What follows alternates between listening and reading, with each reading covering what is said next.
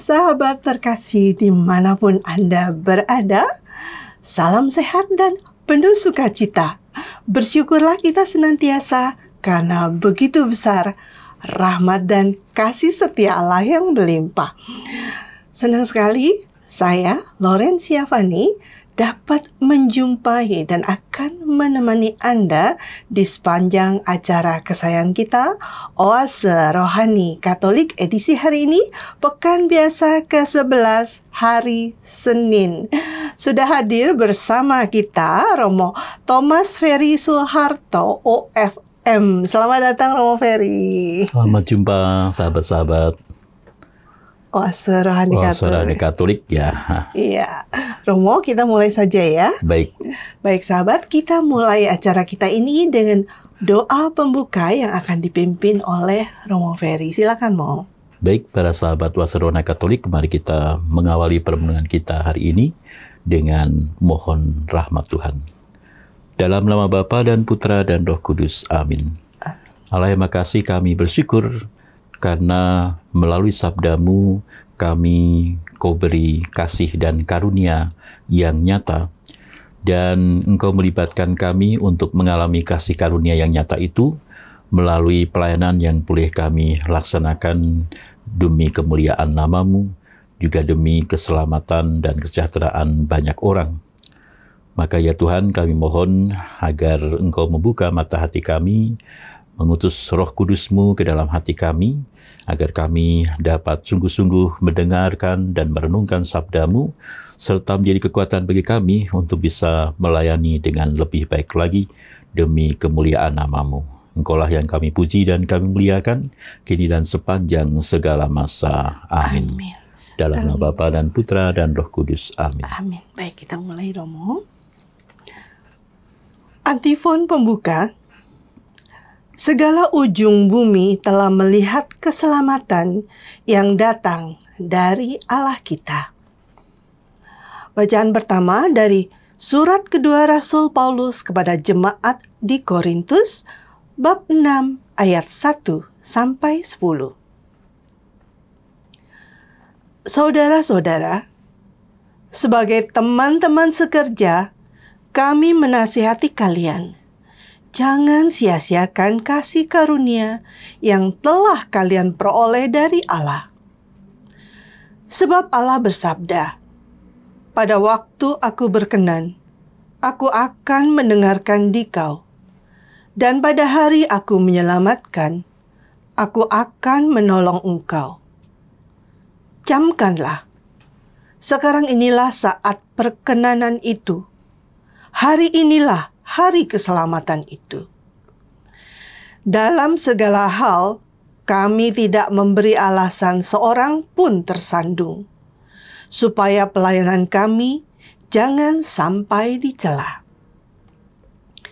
Sebaliknya, dalam segala hal, kami menunjukkan bahwa kami ini pelayan Allah, yaitu dalam menahan dengan penuh kesabaran segala penderitaan, kesesakan, dan kesukaran, dalam menanggung dera, dalam penjara dan kerusuhan, dalam berpayah-payah, dalam berjaga-jaga dan berpuasa, dalam kemurnian hati, pengetahuan, kesabaran dan kemurahan hati, dalam Roh Kudus dan kasih yang tidak munafik, dalam mewartakan kebenaran dan kekuasaan Allah dengan menggunakan senjata-senjata keadilan, baik untuk menyerang ataupun untuk bertahan. Ketika dihormati atau dihina, ketika diumpat atau dipuji, ketika dianggap sebagai penipu, namun terpercaya, sebagai orang yang tidak dikenal, namun terkenal, sebagai orang yang nyaris mati, namun tetap hidup, sebagai orang yang dihajar, namun tidak mati, sebagai orang yang berduka cita, namun senantiasa bersuka cita, sebagai orang miskin, namun memperkaya banyak orang sebagai orang yang tak bermilik, padahal kami memiliki segala sesuatu. Demikianlah sabda Tuhan. Syukur kepada Allah. Marilah kita tanggapi dengan mazmur. Tuhan telah memperkenalkan keselamatan yang datang daripadanya. Tuhan telah memperkenalkan keselamatan yang datang daripadanya. Nyanyikanlah lagu baru bagi Tuhan, sebab Ia telah melakukan karya-karya yang ajaib. Keselamatan telah dikerjakan oleh tangan kanannya, oleh lengannya yang kudus. Tuhan telah memperkenalkan keselamatan yang datang daripadanya. Tuhan telah memperkenalkan keselamatan yang datang daripadanya. Ia telah menyatakan keadilannya di hadapan para bangsa. Ia ingat akan kasih dan kesetiaannya terhadap kaum Israel. Tuhan telah memperkenalkan keselamatan yang datang daripadanya. Segala ujung bumi telah melihat keselamatan yang datang dari Allah kita. Bersorak-sorailah bagi Tuhan, hai seluruh bumi. Bergembiralah dan bermazmurlah. Tuhan telah memperkenalkan keselamatan yang datang daripadanya. Mari kita siapkan hati kita untuk mendengarkan Injil dengan menyanyikan bait pengantar Injil. Haleluya, haleluya, haleluya. Haleluya, haleluya, haleluya. Sabdamu adalah pelita bagi kakiku dan cahaya bagi jalanku. Haleluya, haleluya, haleluya.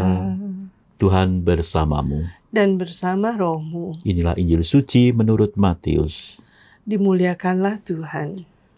Dalam khotbah di bukit, Yesus bersabda, "Kalian mendengar bahwa dahulu disabdakan, mata ganti mata, gigi ganti gigi. Tetapi aku berkata kepadamu, janganlah kalian melawan orang yang berbuat jahat kepadamu.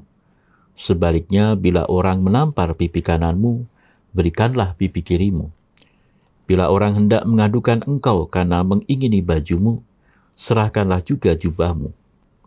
Bila engkau dipaksa mengantarkan seseorang berjalan sejauh 1 mil, berjalanlah bersama dia sejauh 2 mil. Berikanlah kepada orang apa yang dimintanya, dan janganlah menolak orang yang mau meminjam sesuatu daripadamu." Demikianlah sabda Tuhan. Terpujilah Kristus. Sahabat Oase Rohani Katolik yang dikasihi Tuhan, telah kita simak bersama firman Tuhan. Sekarang marilah kita menyimak permenungan yang akan dibawakan oleh Romo Ferry untuk mengisi oase rohani kehidupan kita. Baik Romo, kita mulai dari bacaan pertama ya Romo ya. Baik, terima kasih. Roma. Sahabat Oase Rohani Katolik dan juga teman-teman sekerja dalam pelayanan kepada Allah. Seringkali kita punya kesibukan, kegiatan, apalagi di tengah kota Jakarta ini banyak umat itu mempunyai kesibukan dan banyak pelayanan dilakukan dalam gereja-gereja, sesuatu yang patut disyukuri. Tetapi hari ini kita diajak oleh Paulus untuk merefleksikan, apakah sungguh apa yang kita lakukan sebuah pelayanan, atau jangan-jangan hanya sebuah pekerjaan, atau sebuah kesibukan saja. Nah, apa yang menjadi karakter atau kriteria bahwa kita sungguh melayani dijelaskan oleh Paulus atau diseringkan sebenarnya oleh Paulus ya. Kalau dijelaskan mungkin teori, tapi ini diseringkan. Artinya Paulus menghayati, lalu kemudian dia menyeringkan penghayatannya itu kepada kita semua sebagai teman-teman sekerjanya. Yang pertama menarik, Paulus mengatakan bahwa janganlah kita menyia-nyiakan kasih karunia yang telah kita peroleh dari Allah. Jadi kalau kita bisa melayani, kalau kita bisa ikut ambil bagian dalam pelayanan gereja, itu bukan pertama-tama gereja membutuhkan kita, atau umat membutuhkan kita, atau bidang ini, bidang itu membutuhkan kita. Tapi justru kita harus merasa itulah sebuah kesempatan yang kita butuhkan. Jadi kitalah yang membutuhkan, kitalah yang berkepentingan, bukan gereja berkepentingan akan kita, tapi sebenarnya harusnya kitalah yang berkepentingan. Karena apa? Karena disitulah kita mendapatkan kasih karunia dari Allah. Kasih karunia untuk apa? Kasih karunia penyelamatan. Dan Allah mengerjakan penyelamatan itu tidak menunggu nanti hari raya Paskah lagi, atau hari Natal, baru merasakan, penyelamatan. Tapi hari ini, ya, kalau dikatakan hari ini, maka setiap hari pasti. Besok kan hari ini juga kan. Jadi setiap hari merupakan hari penyelamatan. Dan diselamatkan juga melalui pelayanan yang kita laksanakan di dalam gereja dan di dalam masyarakat. Jadi kita membutuhkan kesempatan untuk melayani, karena disitulah kita ini diselamatkan oleh Tuhan. Jadi Tuhan itu menyelamatkan kita dengan cara melibatkan kita. Maka kalau kita lihat Yesus ya, sejak awal pelayanannya itu selalu dia melibatkan, selalu meminjam ya. Waktu lahir meminjam palungan sebagai tempat tidurnya ya. Dan kemudian bahkan meminjam perahu Petrus untuk mengajar. Lalu juga meminjam perjamuan, kan dia tidak menyewa ya, dia meminjam keledai untuk masuk ke Yerusalem, meminjam ruang perjamuan, sampai meminjam salib sebagai tahtanya. Nah, tapi yang menarik bahwa semua yang dipinjam Yesus itu kemudian punya kualitas yang baik, atau artinya yang dipinjam Yesus itu diselamatkan, diubah. Palungan begitu dipinjam Yesus lalu menjadi sumber rahmat karunia. Ada orang mendapatkan banyak mukjizat dengan palungan Yesus itu, yang sampai saat ini masih tersimpan di Basilika Maria Maggiore, tempat Paus Fransiskus dimakamkan. Dan ya kemudian salib yang dipinjam Yesus ya, sebagai tahtanya yang tadinya menjadi lambang penghinaan, sekarang menjadi lambang kemenangan, lambang keselamatan kita. Jadi kita diselamatkan justru dengan dipinjam oleh Yesus, dilibatkan oleh Yesus dalam pelayanan. Karena itu jangan menyanyiakan itu. Dan bagaimana kita tidak menyanyiakan? Nah, berikutnya Paulus menjelaskan, yaitu jangan justru membuat batu sandungan. Karena memang kritiknya Yesus Kristus pada orang-orang Farisi yang juga melayani sebenarnya tuh dengan mewartakan Taurat dan sebagainya, adalah mereka justru kadang menjadi batu sandungan. Jadi mereka mewartakan tapi menghalang-halangi orang untuk sampai kepada Allah yang sebenarnya. Nah, itulah yang menjadi bahaya terbesar dari pelayanan, yaitu justru menjadi batu sandungan bagi semua yang dilayani. Jadi karena itu biasanya kriteria untuk jadi pelayan-pelayan umat selalu ada. Jangan atau dipilih orang-orang yang tidak menjadi batu sandungan. Ya, karena bagaimana melayani kalau lihat, ada mikirnya orang itu, lalu kemudian malah tidak sampai pada tujuan pelayanan. Jadi supaya tidak menjadi batu sandungan, maka Paulus ini menunjukkan bagaimana mereka ini menahan dengan penuh kesabaran. Nah, ini memang jadi pelayan itu harus sabar. Nggak bisa semau-maunya atau emosi. Ya.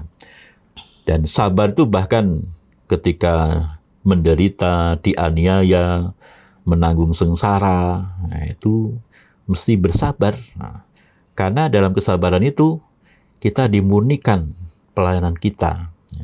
Kita ditingkatkan kualitas pelayanan kita menjadi sungguh murah hati. Dan sungguh-sungguh lalu menjadi jelas bahwa kita digerakkan oleh Roh Kudus dan bukan oleh roh kita sendiri, atau lebih oleh roh kuda liar dan sebagainya. Karena kan pembedaan roh itu dipahami atau kita bisa pahami justru melalui juga bagaimana kita menghadapi tantangan dan hambatan itu. Kalau kita lalu menjadi sabar, itu kesempatan kita mulai membedakan ini roh yang bekerja ini roh apa. Kalau roh kuda liar ya jadi emosi.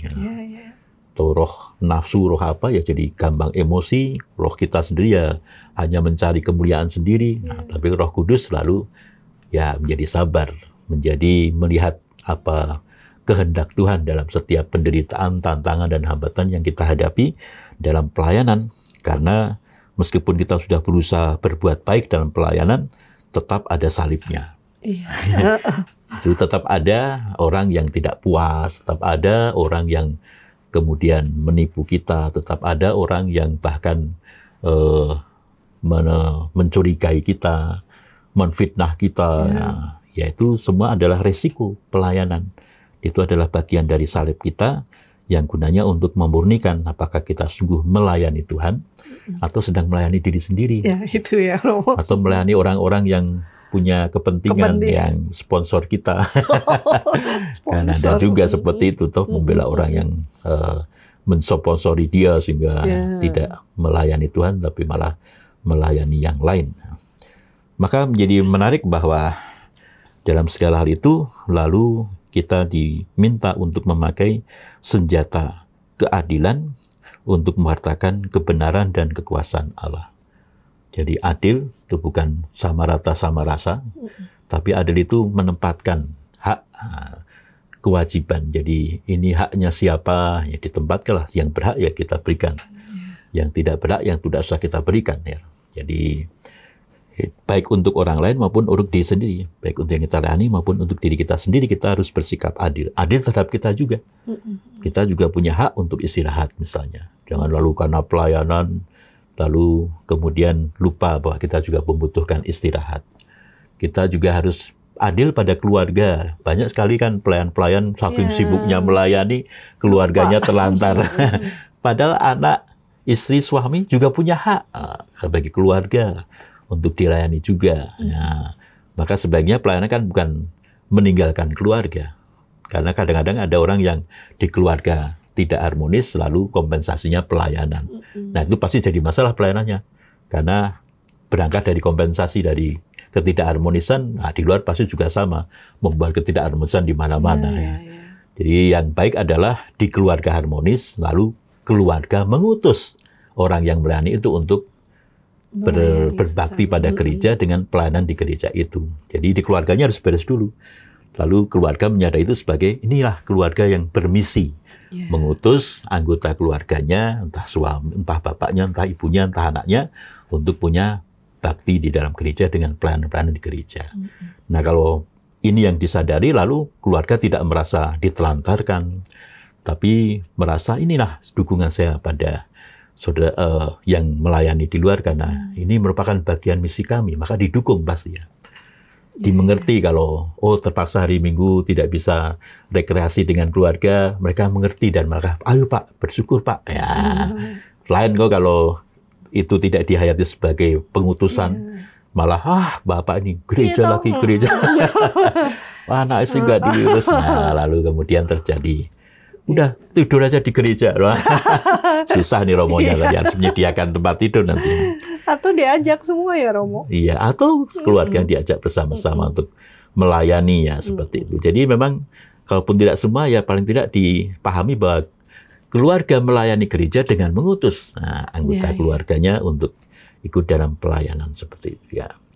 Dan terakhir yang menarik dari Paulus itu dikatakan, nah untuk bisa bertindak adil, maka keadilan itu akan buahnya ya. Ketika dihormati atau dihina, ketika diumpat atau dipuji, ketika dianggap penipu, namun terpercaya. Meskipun dia fitnah, tapi di mata Tuhan tetap terpercaya. Orang pada akhirnya akan melihat, tidak mungkin dia nggak benar ini ya. Orangnya kelihatan saya tahu sendiri orangnya tidak seperti itu. Nah, jadi tetap terpercaya. Sebagai orang yang tidak dikenal, namun terkenal. Jadi dalam pelayanan memang kita tidak mencari diri, tetapi kita berusaha. Jadi kenal itu kan bukan soal populer dan sebagainya, tapi kenal itu punya relasi. Jadi meskipun saya tidak dikenal, tapi saya berusaha mengenal orang yang saya layani. Berusaha relasi mengenal, memahami orang yang saya layani. Jadi meskipun tidak dikenal, namun kita terkenal. Karena dari kita berusaha memahami orang lain. orang yang nyaris mati tetapi tetap hidup ya, karena punya gerak roh yang selalu menghidupkan tadi. Dan yang terakhir itu, meskipun berduka cita tetapi senantiasa bersuka cita. Jadi meskipun kita sedang sedih, tapi dalam pelayanan ya jangan menampilkan kesedihan. Tapi sukacita. Sekarang kan banyak pelayan itu malah berkebalikan, playing victim ya. Ya seolah-olah aku tuh ini, aku tuh supaya dilayani itu umat merasa lalu ya kemudian jatuh kasihan dan sebagainya. Betul, padahal kalau memang dia berduka cita jangan ditampilkan atau malah playing victim, tapi tetap bersukacita, beri peneguhan ya, supaya dia tidak malah orang lain yang melayani kita. Kalau itu kan jadi orang lain melayani kita, harusnya kita tetap melayani mereka dengan kita bersukacita. Jadi memang tidak gampang jadi pelayan, tapi dalam Roh Kudus selalu bisa dimungkinkan. Iya, amin Romo ya. Jadi walaupun kondisi secara manusiawi itu pasti terjadi ya Romo pasti ya. Terjadi. Kalau pelayanan yang baik pasti terjadi. Kalau tidak terjadi justru harus diperhitungkan. Jangan-jangan saya belum melayani.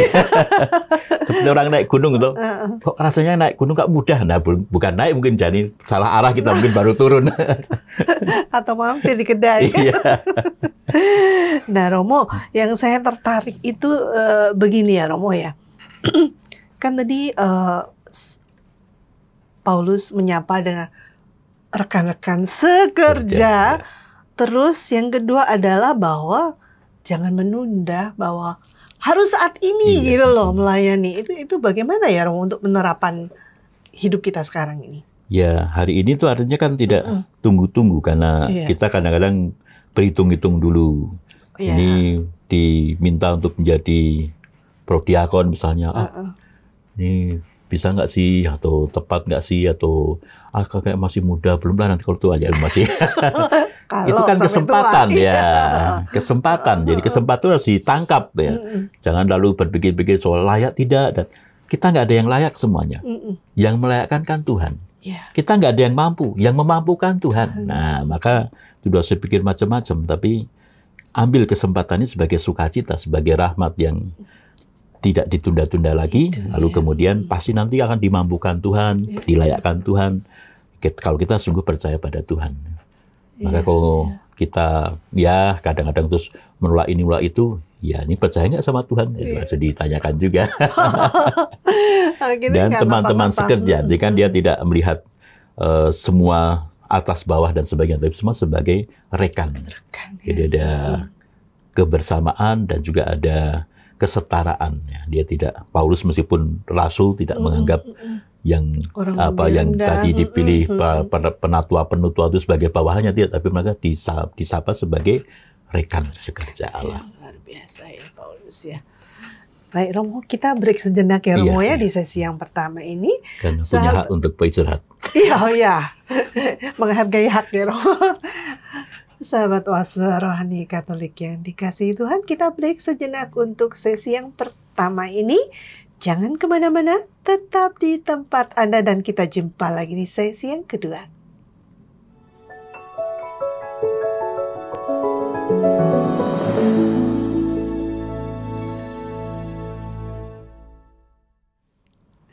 Sahabat terkasih dimanapun Anda berada, jumpa lagi di sesi kedua Oase Rohani Katolik edisi hari ini. Masih bersama dengan kami, Romo Ferry dan saya Fani. Kita akan lanjutkan permenungan pada hari ini.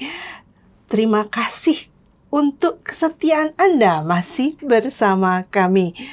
Sebelum kita lanjutkan permenungan, jika Anda yang ingin menanyakan atau berpendapat sesuatu, dapat menuliskan dan mengirim ke email kami di orkkaj2021@gmail.com atau ke nomor telepon WhatsApp 0881 0251 334 38. Baik, Romo, kita lanjutkan ya. Mari.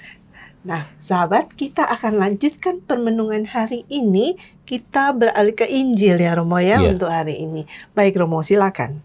Baik, kalau tadi Paulus mengajak kita untuk menjadi pelayan yang baik, yang tentu tidak mudah, banyak sekali hal yang harus kita laksanakan.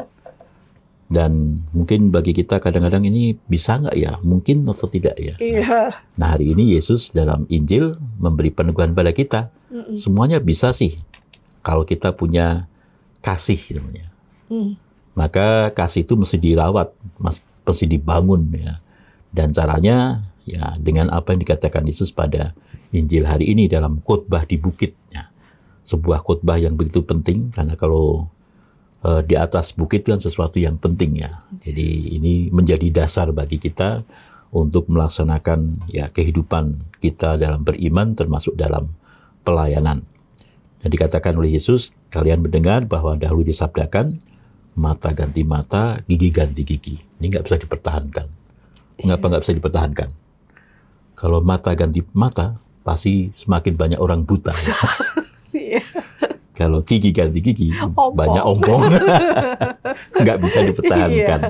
Harus dihentikan. Nah, karena harus dihentikan itulah, maka Yesus mengatakan ya, janganlah melawan orang-orang yang berbuat jahat kepadamu. Sebab kalau kita melawan orang yang berbuat jahat, dengan juga berbuat jahat, maka yang terjadi adalah kejahatan yang menang.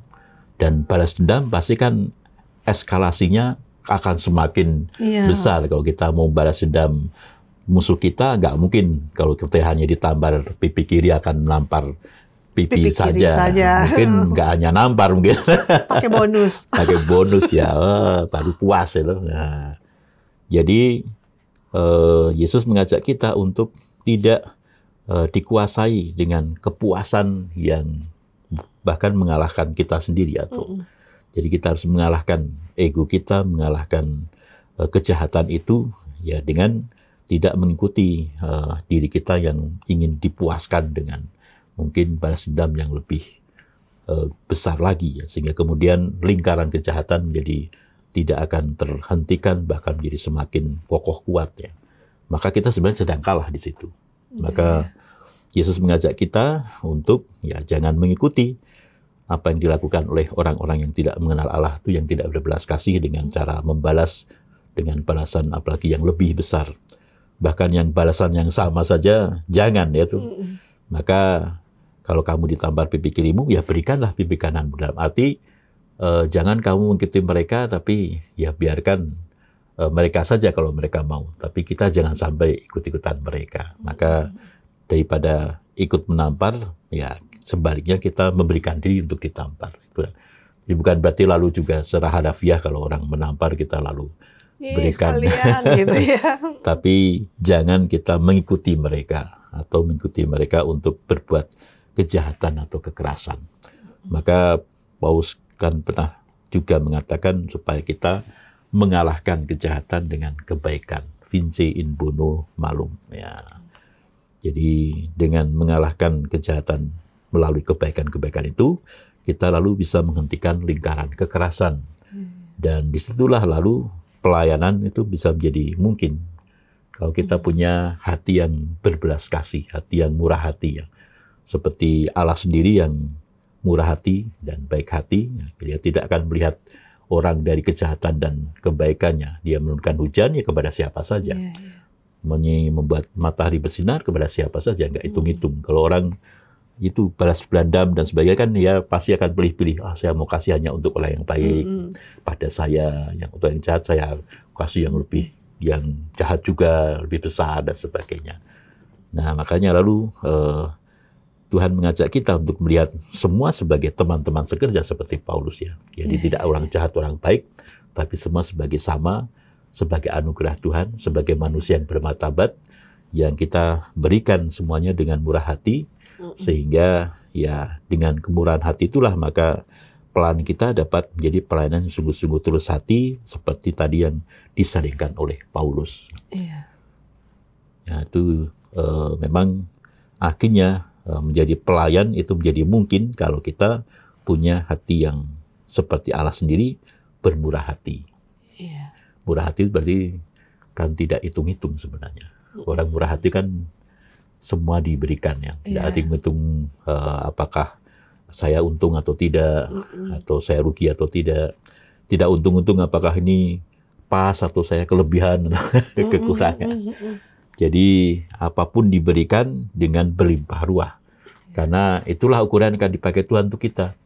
Kan kalau kita memberikan berlimpah ruah, kita akan juga mendapatkan berlimpah ruah dari rahmat Tuhan.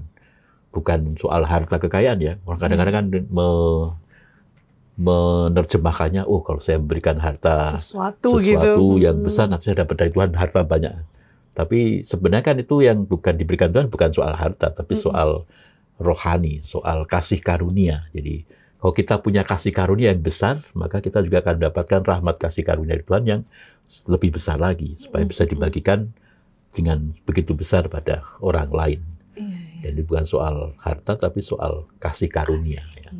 Dan kasih karunia itu ya tidak hanya melihat harta, apapun diberikan, termasuk potensi kita, masuk talenta kita dan sebagainya. Jadi tidak hanya soal harta, kekayaan yang materi dan jasmani, tapi juga seluruhnya kita berikan dalam pelayanan itu ketika kita menjadi pelayan-pelayan yang murah hati seperti Bapa sendiri murah hati. Murah hati, iya. Iya Romo, saya tadi mengutip kalimat Romo bahwa kita harus bisa menjaga hati ya Romo ya. Iya. Nah, padahal kita sendiri juga sudah diberikan itu ya, tinggal merawat lah. Itu caranya ya Romo ya. Salah satunya bagaimana Mo? Ya, menjaga hati kan harus menjadi orang yang bijaksana. Orang bijaksana itu bukan orang yang pandai saja, tapi kalau kita lihat dalam bacaan Injil tentang 5 gadis bodoh dan 5 gadis bijaksana, maka gadis yang bijaksana itu karena bisa mengantisipasi apa yang akan terjadi. Kalau gadis yang bodoh kan ya hanya saat itu ingatnya pelita ya pelita aja, nggak ingat bahwa besok nanti mungkin habis minyaknya, harus bawa minyak kan enggak. Maka kebijaksanaan itu adalah kemampuan kita untuk mengantisipasi. Nah, menjaga hati bisa terjadi kalau kita bisa mengantisipasi apa yang akan datang. Bahwa tidak semua peristiwa yang kita hadapi itu semuanya menyenangkan hati kita. Maka hati kita harus disiapkan dulu supaya bisa mengantisipasi apapun keadaan yang datang. Saya sudah siap, hati saya sudah bisa menerima dan memahaminya. Contoh kecil saja, kalau Mbak Fani belanja, kemudian dilayani dengan tidak baik ya, padahal kan pelanggan adalah raja. Pembeli adalah raja. Nah, tapi ini yang menjual, yang melayani, wah pokoknya marah-marah. Ya. Lalu apa yang Mbak Fani akan lakukan? Kamu masih mau kerja nggak? Salah ya. Kadang-kadang kita begitu. Kan pelanggan adalah raja. Kamu tuh kerja yang baik dan benar. Jadi dia emosi, kita balas dengan kita emosi. Artinya kita ditentukan oleh dia ya, oleh yang datang pada kita. Itu berarti kita belum menjaga hati. Karena hati kita masih diombang-ambingkan oleh apa yang datang di hati kita. Nah, padahal kalau kita sungguh mau menjaga hati, saya melihat seorang ibu yang saya heran, kok ibunya lain daripada yang lain ya. Yang lain emosi marah-marah, yang lain terus pergi meninggalkan toko itu, tapi ibunya malah datang, Mbak maaf ya, ini sedang ada masalah ya Mbak, sedang capek ya Mbak, boleh saya belikan minum untuk Mbak supaya sedikit segar. Yang lain emosi marah-marah pergi, ini malah mau beri minum dan sebagainya. Kok bisa begitu? Nah, saya tanya sama ibunya tuh, ya Romo, kalau saya ikut marah seperti Mbaknya marah, ya, itu berarti hati saya kan dicemari oleh kemarahan itu. Saya nggak mau hati saya menjadi marah. Saya menjaga hati saya supaya tetap damai. Jadi, mengapa saya harus menjadi marah meskipun saya dimarahi? Kan adalah urusan saya atau adalah hak saya untuk tetap hati saya damai, tidak ikut jadi marah yang lain. Jadi daripada saya menjadi marah, ya saya mencoba memahami dengan mungkin Mbaknya sedang capek, mungkin Mbaknya sedang ada masalah, kan wajar kalau ada masalah, sedang capek lalu kemudian emosi mudah timbul. Kalau saya bisa memahami kan, saya lalu tidak jadi marah juga. Nah, bahkan mungkin saya bisa membantu dia dengan mungkin membelikan minum, dia buat jadi segar sedikit dan sebagainya. Dan dia jadi sadar ya. Jadi sadar. Jadi mungkin Mbaknya malah jadi, oh iya ya, oh dia marah, lawan pembelinya juga marah, makin semuanya marah, hatinya makin panas semua itu. Tapi begitu dia mendengar ibunya kan dia, oh ya maaf ya Bu ya, saya memang sedang ini. Nah, lalu kemudian dia juga menjadi baik, ibunya juga tetap damai. Nah, itulah menjaga hati. menyiapkan diri akan apa yang akan kita hadapi, dan tidak mudah terpengaruh oleh apa yang akan kita hadapi. Kita lah harus mempengaruhi, bukan kita yang terpengaruh. Itulah menjaga hati. Iya, Romo. Aduh, seandainya ya Romo ya semua bisa sadar dan bijak ya. Menjaga hati sama dengan kebijakan ya Romo ya. Karena bagian kita mengantisipasi segala hal yang akan datang pada kita, sehingga hati kita tetap damai. Dan itu prosesmu ya, perlu belajar dengan berdoa, memohon Roh Kudus. Kekuatan dari Tuhan. Tapi harus mencoba hari ini. Hari ini tidak boleh ada penundaan. Walaupun ada sponsor ya untuk bulan depan aja, tidak ya Romo? Tidak. Ya Romo, Romo ada ini closing statement atau pesan-pesan ya Romo, karena yang saya tangkap ini sangat indah sekali ya, baik surat dari Santo Paulus maupun Injil Matius ini Romo, untuk para sahabat oase rohani Katolik. Ya, jadi bacaan-bacaan Ekaristi pada hari ini mengajak kita untuk menjadi orang-orang yang kudus.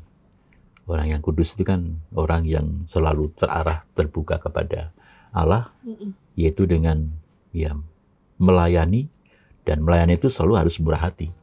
Di luar murah hati tidak ada pelayanan. Jadi melayani itu murah hati. Melayani itu sudah murah hati. Dan murah hati itu ya melayani itu. Iya. Jadi makanya dikatakan itu, melayani itu murah hati. Kalau orang mau melayani pasti harus murah hati. Kalau dia murah hati itu sebuah pelayanan juga. Jadi melayani itu murah hati, karena dengan kita melayani itu kita harus murah hati. Dengan murah hati kita sungguh melayani. Iya. Dan makin banyak terlibat menjadi selamat. Berkat. Berkat. Orang yang terlibat itu selamat. Orang yang tidak terlibat ya walau alam. Tamat ya. Orang terlibat selamat, orang tidak terlibat ya tamat. Dan kita tidak pernah tahu ya Romo ya, akhir dari perjalanan kita ini loh gitu ya. Baik, sahabat oase rohani Katolik yang dikasihi Tuhan, kita sudah sampai di akhir acara dan telah mendengarkan permenungan yang begitu indah ya. Marilah kita terlibat untuk selamat ya Romo. Iya, jangan tamat. Jangan tamat. Kita tutup perjumpaan kita ini dengan doa penutup dan mohon berkat dari Romo Ferry. Mari Romo. Baik, sahabat oase rohani Katolik, terima kasih atas kebersamaan kita, dan mari kita akhiri permenungan kita dengan mohon berkat Tuhan. Dalam nama Bapa dan Putra dan Roh Kudus. Amin. Allah yang mengasihi, kami bersyukur karena Engkau telah menginspirasi kami dengan kebijaksanaan rohani melalui bacaan-bacaan yang boleh kami dengar, yang kiranya meneguhkan kami untuk bisa menjadi pelayan-pelayan yang murah hati, karena tanpa kemurahan hati kami tidak sungguh melayani Engkau. Mungkin kami malah hanya melayani diri kami atau melayani orang-orang lain selain Engkau. Maka ya Tuhan, kami mohon semoga apa yang menjadi pengalaman Paulus yang disaringkan kepada kami dan yang diteguhkan oleh sabda Yesus sendiri di atas bukit, menjadikan kami bisa bersukacita atas pelayanan kami, meskipun kami sering dalam pelayanan mendapatkan banyak salib, tapi kami selalu bersukacita dan berbahagia dalam kebahagiaan yang sejati, yang membuat kami selalu bisa bermurah hati karena kami sudah mendapatkan kemurahan hati dari Tuhan berlimpah-limpah. Semoga bisa kami salurkan dengan pelayanan kami dengan bermurah hati juga kepada banyak orang yang Kau percayakan kepada kami. Maka ya Tuhan, kami sadar bahwa ini semua tidak gampang dan tidak mudah, dan mungkin bagi kami serasa mustahil, tapi kami percaya dalam berkat-Mu, dalam nama-Mu, dalam kasih-Mu, semua tidak ada yang mustahil. Maka semoga berkat Tuhan berlimpah-limpah turun atas segala bentuk pelayanan kita, baik di gereja maupun dalam masyarakat. Tuhan melimpahi kita dengan rahmat dan berkat-Nya, Bapa dan Putra dan Roh Kudus. Amin. Amin. Terima kasih Sama-sama. Romo Ferry. Sahabat terkasih, sampai di sini perjumpaan kita dan kami ucapkan limpah terima kasih untuk kebersamaan Anda semua. Dan ingat, tetap terlibat untuk menjadi berkat dan dapat menjaga hati. Salam damai.